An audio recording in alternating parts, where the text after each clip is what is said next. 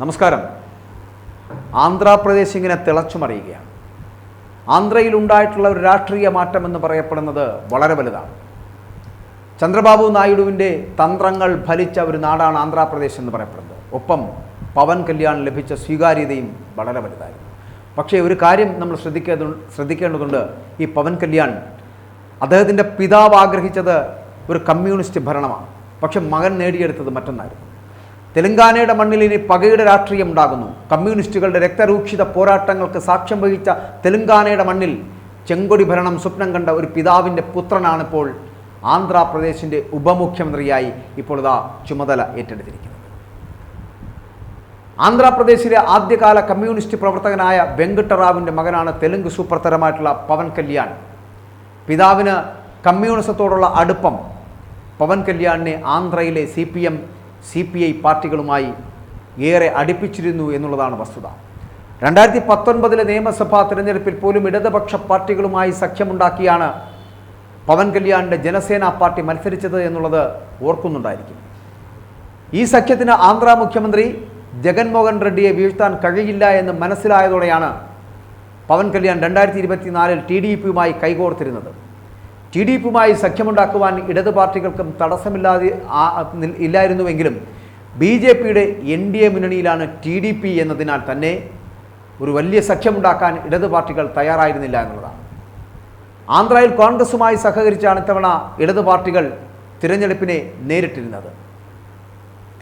ഇടതു പാർട്ടികളുമായി സഖ്യമുണ്ടാക്കുവാൻ കഴിഞ്ഞില്ലെങ്കിലും പ്രചരണ യോഗങ്ങളിൽ തൻ്റെ പിതാവ് ഒരു കമ്മ്യൂണിസ്റ്റ് ആണ് എന്നത് അഭിമാനത്തോടു കൂടിയാണ് പവൻ കല്യാൺ പറഞ്ഞിരുന്നത് എന്നുള്ളതാണ് ഓരോ സ്ഥലത്തും. ലോക്സഭാ തെരഞ്ഞെടുപ്പിന് ഒപ്പം അവിടെ നടന്ന ആന്ധ്രാപ്രദേശിൽ നടന്ന നിയമസഭാ തെരഞ്ഞെടുപ്പിൽ 164 നിയമസഭാ സീറ്റുകളും 25 ലോക്സഭാ സീറ്റുകളിൽ 21 നേടിയാണ് TDP സഖ്യം വലിയ വിജയം നേടിയത് എന്നുള്ളതാണ്. ഈ തിരഞ്ഞെടുപ്പിൽ കളം നിറഞ്ഞ പ്രചരണം നയിച്ചിരുന്നതുമൊക്കെ ഈ പവൻ കല്യാൺ എന്ന് പറയപ്പെടുന്ന സൂപ്പർ സ്റ്റാർ തന്നെയായിരുന്നു. ആന്ധ്രാപ്രദേശിൽ സ്വാതന്ത്ര്യം അപകടത്തിലായതിനാലാണ് TDP സഖ്യത്തിൽ ചേർന്നത് എന്ന് തന്നെയാണ് പവൻ കല്യാൺ വിശദീകരണം നൽകുകയും ചെയ്തത്. വൻ ഭൂരിപക്ഷം നേടിയ കരുത്തുമായിട്ടാണ് ചന്ദ്രബാബു നായിഡു ഇപ്പോൾ സർക്കാർ അധികാരത്തിലേറിയിരിക്കുന്നത്. ഇതോടെ എല്ലാ കണ്ണുകളും ഇപ്പോൾ നായിഡുവിലും പവൻ കല്യാണിലുമാണ് ചെന്നെത്തപ്പെട്ടിരിക്കുന്നത്. ഈ മുഖ്യമന്ത്രിയും ഉപമുഖ്യമന്ത്രിയും ചേർന്ന് മുൻ മുഖ്യമന്ത്രിയായിരുന്ന ജഗൻമോഹൻ റെഡ്ഡിയെ ജയിലിലടയ്ക്കുമോ എന്നതാണ് ഇപ്പോൾ ആന്ധ്രാപ്രദേശിലെ പ്രധാന രാഷ്ട്രീയ ചർച്ച എന്ന് പറയപ്പെടുന്നത്.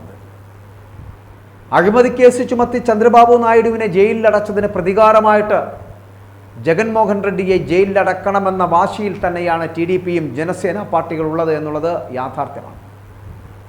അതിനുള്ള കളമൊരുങ്ങിയാൽ പ്രതികാര രാഷ്ട്രീയത്തിനും അതോടെ തന്നെ തുടക്കമാകും. ചന്ദ്രബാബു നായിഡു വെറുതെ ഇരിക്കില്ല. അതുകൊണ്ടാണ് വിഭജനത്തിന് മുൻപും വിഭജനത്തിന് ശേഷവും നിരവധി തവണ ഈ ആന്ധ്ര മുഖ്യമന്ത്രി പദത്തിലിരുന്നിരുന്ന ചന്ദ്രബാബു നായിഡുവിനെ ജഗൻമോഹൻ റെഡ്ഡി സർക്കാർ തുറുങ്കിലടയ്ക്കുമെന്ന് മോദി സർക്കാർ പോലും കരുതിയിരുന്നില്ല. അതാണ് അതിൻ്റെ യാഥാർത്ഥ്യം എന്ന് പറയപ്പെടുന്നത്. പക്ഷെ അത് സംഭവിച്ചു എന്നുള്ളതാണ്. 2019 അധികാരത്തിൽ വന്ന രണ്ടാം മോദി സർക്കാരിൻ്റെ പല സുപ്രധാന ബില്ലുകളും രാജ്യസഭയിൽ പാസ്സാക്കുന്നതിന് നിർണായകമായിട്ടുള്ള പിന്തുണ നൽകിയിരുന്നത് അന്ന് YSR കോൺഗ്രസ് ആയതിനാൽ ജഗൻമോഹൻ റെഡ്ഡിയെ എതിർക്കുവാൻ മോദിക്കും കഴിയുമായിരുന്നില്ല എന്നുള്ളതായിരുന്നു വസ്തുത. ഈ അവസരമാണ് ആന്ധ്രയിലെ YSR കോൺഗ്രസ് സർക്കാർ വളരെ ഫലപ്രദമായി ഉപയോഗിച്ചിരുന്നത് എന്നുള്ളതാണ്. 1 മാസത്തിലധികമാണ് ചന്ദ്രബാബു നായിഡു അന്ന് ജയിലിൽ കിടന്നിരുന്നത്. ഇനി മുഖ്യമന്ത്രിയായ ശേഷമേ തിരിച്ച് നിയമസഭയിൽ എത്തൂ എന്ന് ശപഥം ചെയ്ത് നിയമസഭ വിട്ടിറങ്ങിയ ചന്ദ്രബാബു നായിഡു സീറ്റ് വിഭജനത്തിൽ വിട്ടുവീഴ്ച ചെയ്താണ് പവൻ കല്യാണിൻ്റെ ജനസേന പാർട്ടിയെ ഒപ്പം കൂട്ടിയിരുന്നത് എന്നുള്ളതാണ്.